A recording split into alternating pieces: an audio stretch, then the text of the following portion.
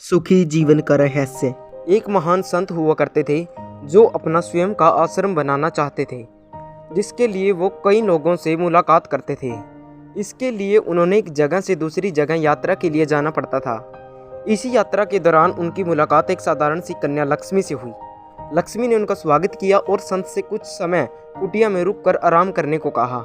संत उसके मीठे व्यवहार से प्रसन्न हुए और उन्होंने उसका आग्रह स्वीकार किया।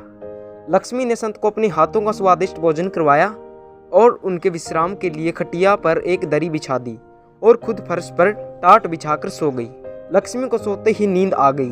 उसके चेहरे के भाव से पता चल रहा था कि लक्ष्मी चैन की सुगंध नींद ले रही थी। उधर संत को खाट पर नींद नहीं आ रही थी। उन्हें मोटे नरम गद्दे की आदत थी जो उन्हें दान में मिला था। वो रात भर लक्ष्मी के बारे में सोच रहे थे कि वो कैसे इस कठोर जमीन पर इतने चैन से सो सकती है। दूसरे दिन सवेरा होते ही संत ने लक्ष्मी से पूछा कि तुम कैसे इस कठोर जमीन पर इतने चैन से सो रही थी। तब उसने बड़ी सरलता से उत्तर दिया, हे गुरुदेव, मेरे लिए मेरी ये छोटी सी कुटिया एक महल के समान है। इसमें मेरे श्रम की महक है। अगर मुझे एक समय भी भोजन मिलता है तो मैं खुद को भाग्यशाली मानती हूँ। जब दिन भर के कार्यों के बाद मैं इसी जमीन पर सोती हूँ तो मुझे माँ की गोद की आत्मीय एहसास होता है। मैं दिन भर के अपने सत्कर्मों का विचार करते हुए चैन की नींद सो जाती हूँ। मुझे एहसास भी नहीं होता कि मैं इस कठोर धरा पर हूँ। यह सब सुनकर संत जाने लगे। तब लक्ष्मी ने पूछा, हे गुरुदेव, क्या मैं भी आपके साथ आश्रम के धन एकत्रित करने चल सकती हूँ?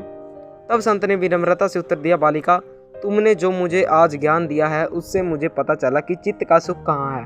अब मुझे किसी आश्रम की इच्छा नहीं रहेगी। यह कहकर संत वापिस अपने देश लौट गए और एकत्रित किया धन उन्होंने गरीबों में बांट दिया और स्वयं एक कुटिया बनाकर रहने लगे।